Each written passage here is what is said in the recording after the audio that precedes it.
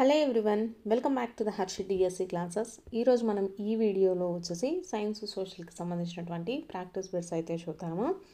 First bit వచ్చేసి కేంద్రానికి కణత్వచానికి మధ్య ఉన్న జిగురు వంటి పదార్థం. ఆప్షన్స్: ఫస్ట్ వచ్చేసి కేంద్రక ద్రవ్యం, ఆప్షన్ 2 కణద్రవ్యము, ఆప్షన్ 3 జీవ పదార్థం, ఆప్షన్ 4 అంతర్జీవ ద్రవ్యజాలము. సో కరెక్ట్ ఆన్సర్ వచ్చేసి మనకు కణద్రవ్యం అండి. కేంద్రకానికి కణత్వచానికి మధ్య ఉన్న జిగురు వంటి పదార్థాన్ని ఏమంటామంటే కణద్రవ్యము అనేసి పిలుస్తారు. నెక్స్ట్ బిట్, గాయిటర్ అనే వ్యాధి దీనికి సంబంధించింది. ఆప్షన్స్: ఫస్ట్ వచ్చేసి అధివృక్క గ్రంథి, ఆప్షన్ 2 పిట్యూటరీ గ్రంథి, ఆప్షన్ 3 థైరాయిడ్ గ్రంథి, ఆప్షన్ 4 క్లోమము. సో కరెక్ట్ ఆన్సర్ వచ్చేసి మనకు థైరాయిడ్ గ్రంథి అండి. గాయిటర్ అనేటటువంటి వ్యాధి దేనికి సంబంధించింది అంటే థైరాయిడ్ గ్రంథి. వీడియో చూస్తున్న వాళ్ళు మీకు వీడియో నచ్చినట్లయితే తప్పకుండా లైక్ చేయండి. మన ఛానల్లో వచ్చేసి డిఎస్సికి సంబంధించినటువంటి ప్రతి ఒక్క సబ్జెక్టుకి ప్రాక్టీస్ బిట్స్ అయితే ఉన్నాయండి. చాలామంది 6th 7th 8th ఇవన్నీ అడుగుతున్నారు. 6th 7th 8th అయితే చాలా వరకు అన్నీ కంప్లీట్ అయ్యాయండి. ప్రతి ఒక్క వీడియోస్ కూడా అప్లోడ్ చేశాము ప్రాక్టీస్ బిట్స్ కంటెంట్కి సంబంధించి. ఒకసారి అయితే మీరు హర్షిత్ డిఎస్సి ఛానల్ అనేసి మీరు యూట్యూబ్లో సెర్చ్ చేసి వీడియోస్లలో ఫస్ట్ నుంచి లాస్ట్ వరకు అయితే మీరు చెక్ చేయండి. మీకు కావాల్సిన వీడియోస్ అయితే అన్నీ ఉన్నాయండి. సో చాలామంది అయితే ఆ వీడియో ఈ వీడియో అనేసి అడుగుతున్నారు. చాలా వాటికి ప్లేలిస్ట్ కూడా క్రియేట్ చేశాను. ప్రాక్టీస్ బిట్స్కి అయితే ప్లేలిస్ట్ అయితే క్రియేట్ చేయలేదండి. కాబట్టి వీడియోస్ అనే ట్యాబ్లో వచ్చేసి మీకు ప్రతి ఒక్కటి స్టెప్ బై స్టెప్ అన్ని వీడియోస్ అయితే ఉంటాయి. వీడియో చూస్తున్న వాళ్ళు వీడియో నచ్చితే తప్పకుండా లైక్ చేయండి. మీ ఫ్రెండ్స్ ఎవరైనా ఉన్నా కూడా షేర్ అయితే చేయండి. నెక్స్ట్ క్వశ్చన్, వస్తువుపై ప్రయోగించబడిన బల దిశ అది కదిలే దిశలోనే ఉంటే వస్తువు యొక్క వడి అనేసి ఇచ్చారు. ఆప్షన్స్: ఫస్ట్ పెరుగుతుంది, ఆప్షన్ 2 తగ్గుతుంది, ఆప్షన్ 3 మారదు, ఆప్షన్ 4 0 అవుతుంది అనేసి ఇచ్చారు. వస్తువుపై ప్రయోగించబడిన బల దిశ వచ్చేసి అది కదిలే దిశలోనే ఉంటే వస్తువు యొక్క వడి ఎలా ఉంటుందండి? పెరుగుతుంది. అదే వ్యతిరేక దిశలో ఉందనుకోండి అది తగ్గుతుంది అన్నమాట. నెక్స్ట్ క్వశ్చన్, గంగా నదిని కాపాడటానికి గంగా కార్యాచరణ ప్రణాళిక ప్రారంభించబడిన సంవత్సరం. గంగా కార్యాచరణ ప్రణాళిక అండి మనకు ఏ సంవత్సరంలో ప్రారంభించారు? 1985వ సంవత్సరం అండి. గంగానదిని కాపాడటానికి గంగా కార్యాచరణ ప్రణాళిక 1985వ సంవత్సరంలో ప్రారంభించబడింది. నెక్స్ట్ క్వశ్చన్, ఘన పదార్థాలలో ఉష్ణము వేడి కొన నుండి చల్లని కొనకు బదిలీ జరిగే విధానం. ఆప్షన్స్: ఫస్ట్ వచ్చేసి దహనము, ఆప్షన్ 2 ఉష్ణ సంవహనం, ఆప్షన్ 3 ఉష్ణ వహనము, ఆప్షన్ 4 ఉష్ణ వికిరణము. సో కరెక్ట్ ఆన్సర్ వచ్చేసి దీన్ని ఉష్ణ వహనము అంటామండి. ఘన పదార్థాలలో ఉష్ణం వచ్చేసి వేడి కొన నుండి చల్లని కొనకు బదిలీ జరిగే విధానాన్ని ఏమంటామంటే ఉష్ణ వహనము. నెక్స్ట్ క్వశ్చన్, మొక్కలలో పదార్థాలను సరఫరా చేసే ప్రసరణ కణజాలము. ఆప్షన్స్: ఫస్ట్ వచ్చేసి దారువు పోషక కణజాలము, ఆప్షన్ 2 దారువు ప్లాస్మా, ఆప్షన్ 3 పోషక కణజాలము మూలకేశాలు, ఆప్షన్ 4 మూలకేశాలు దారువు. సో కరెక్ట్ ఆన్సర్ వచ్చేసి మనకు ఆప్షన్ 1 అండి, దారువు పోషక కణజాలము. మొక్కలలో పదార్థాలను సరఫరా చేసే ప్రసరణ కణజాలం ఏది అంటే దారువు పోషక కణజాలము. నెక్స్ట్ బిట్, స్వేచ్ఛగా వేలాడదీసినటువంటి దండాయస్కాంతం ఎల్లప్పుడూ ఈ దిక్కులలో నిశ్చల స్థితికి వస్తుంది. స్వేచ్ఛగా వేలాడదీసిన దండాయస్కాంతం వచ్చేసి మనకు ఎల్లప్పుడూ ఏ దిక్కులతో నిశ్చల స్థితిలోకి వస్తుంది అనేసి ఇచ్చారండి. కరెక్ట్ ఆన్సర్ వచ్చేసి ఉత్తర దక్షిణ దిశను చూపిస్తుందండి. స్వేచ్ఛగా వేలాడదీసినటువంటి దండాయస్కాంతం వచ్చేసి మనకు ఏ దిక్కులను చూపిస్తుందంటే ఉత్తరము దక్షిణ దిక్కులను చూపిస్తుంది. Next question,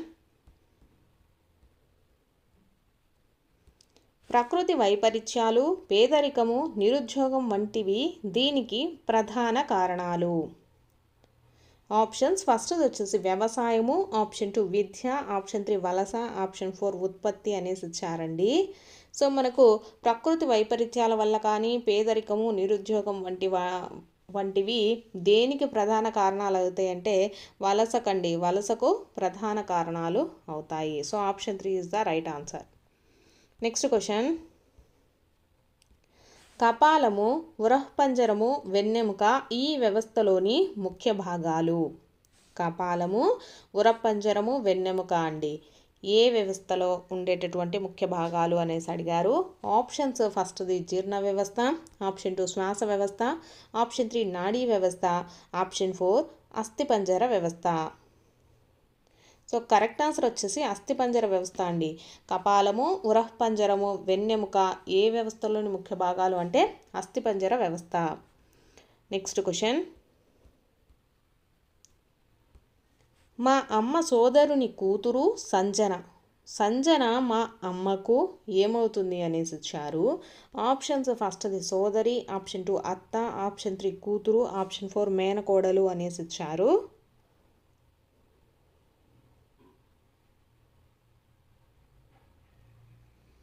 so correct answer వచ్చేసి మేనకోడలు అండి. ఆప్షన్ 4 మేనకోడలు. నెక్స్ట్ క్వశ్చన్,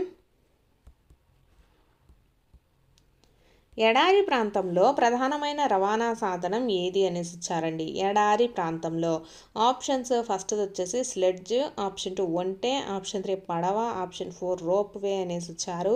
రోప్ వే వచ్చేసి మనకు పర్వత ప్రాంతాలలో వాడతారండి. పడవ అంటే నీటిలో వాడతారు, స్లెడ్జ్ అంటే మంచు వాటిల్లో వాడతారు.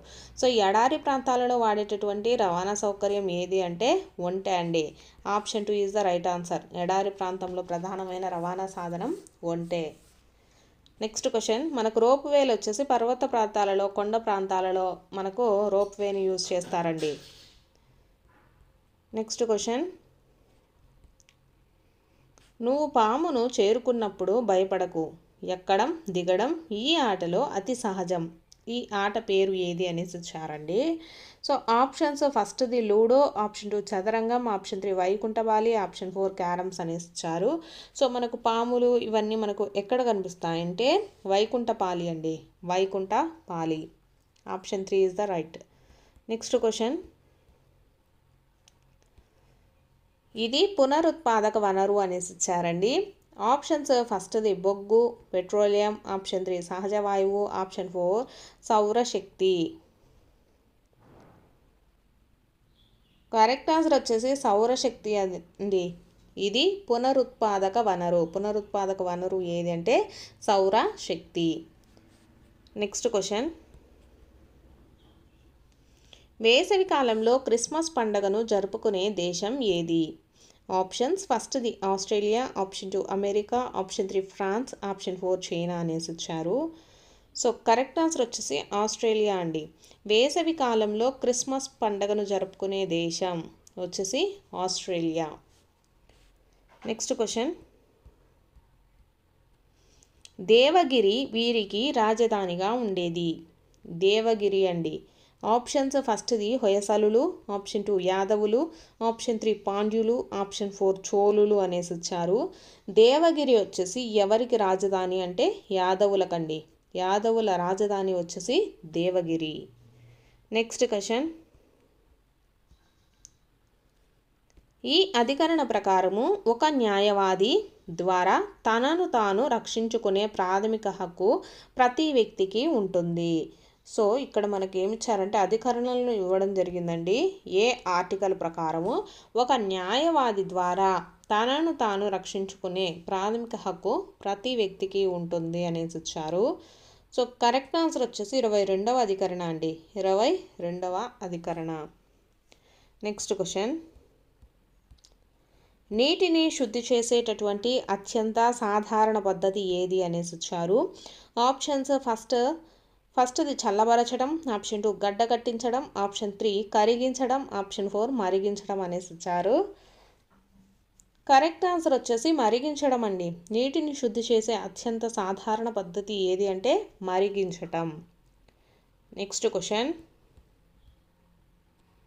భారత రాజ్యాంగ సభ ప్రారంభ సమావేశంలో లక్ష్యాల తీర్మానమును ప్రతిపాదించిన వారు ఎవరు?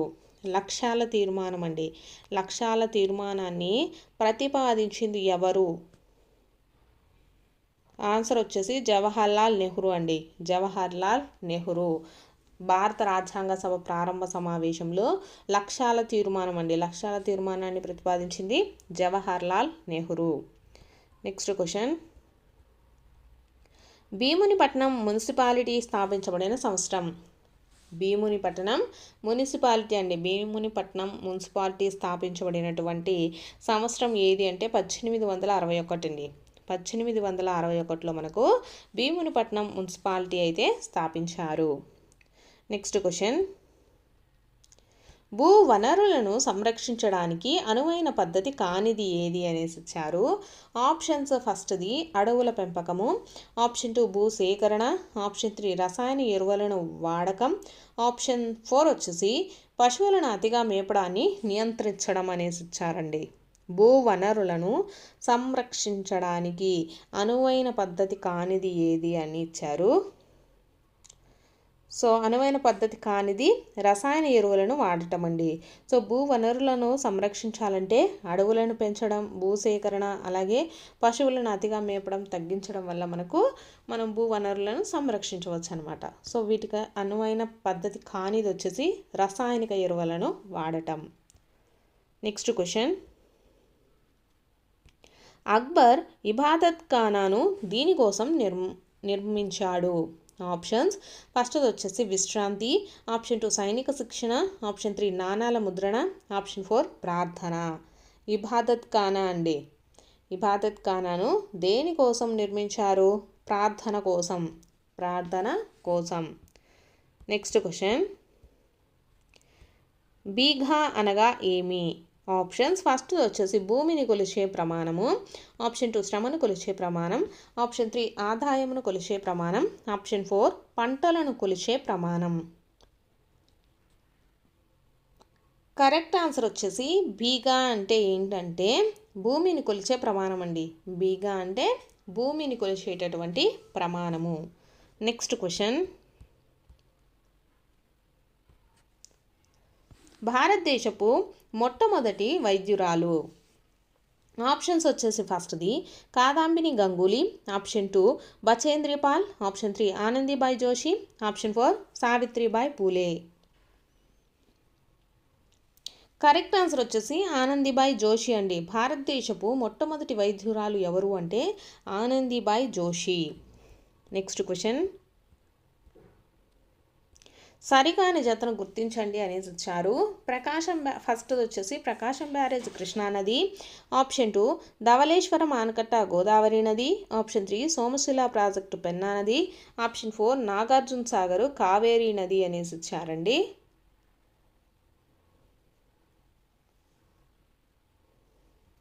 సో ఇక్కడ మనకు రాంగ్ అయినది ఏంటిదంటే సరికానిది వచ్చేసి నాగార్జున సాగర్ కావేరీ నది అనేది కాదండి. సో ఇక్కడ ఫస్ట్ చూసుకున్నట్లయితే మనకు ప్రకాశం బ్యారేజ్ వచ్చేసి కృష్ణా నది మీద, అలాగే ధవళేశ్వరం ఆనకట్ట వచ్చేసి గోదావరి నది మీద, సోమశిల ప్రాజెక్ట్ వచ్చేసి పెన్నా నది అండి. నాగార్జున సాగర్ వచ్చేసి కావేరీ నది అనేది ఇక్కడ రాంగ్ ఆన్సర్. నెక్స్ట్ క్వశ్చన్, ప్రస్తుత నిర్మాణాత్మక మూల్యాంకన భారత్వ పట్టికలో 40% మార్కులను వీటికి కేటాయించారు. ఆప్షన్స్, ఫస్ట్ వచ్చేసి పిల్లల భాగస్వామ్యం ప్రతిస్పందనలు, ఆప్షన్ 2 పిల్లలు రాసిన అంశాలు, ఆప్షన్ 3 ప్రాజెక్టు పనులు, ఆప్షన్ 4 లఘు పరీక్షలు అనేసి ఇచ్చారు. సో మనకు 40% మార్కులు వచ్చేసి వేటికి కేటాయించారు అంటే లఘు పరీక్షలకండి. లఘు పరీక్షలకు మనకు 40% మార్కులను అయితే కేటాయించడం జరిగింది. నెక్స్ట్ క్వశ్చన్, బోధన మరియు అభ్యాసనము ఈ విధంగా ఉండాలి. ఆప్షన్స్, ఫస్ట్ వచ్చేసి పాఠశాల కేంద్రీకృత విధంగా, ఆప్షన్ 2 ఉపాధ్యాయ కేంద్రీకృత, ఆప్షన్ 3 విద్యార్థి కేంద్రీకృత, ఆప్షన్ 4 తరగతి కేంద్రీకృత అనేసి ఇచ్చారండి. సో మనకు బోధన అభ్యాసన వచ్చేసి ఎలా ఉండాలంటే విద్యార్థి కేంద్రీకృతంగా ఉండాలండి. విద్యార్థి కేంద్రీకృత విధంగా ఉండాలి. Next question,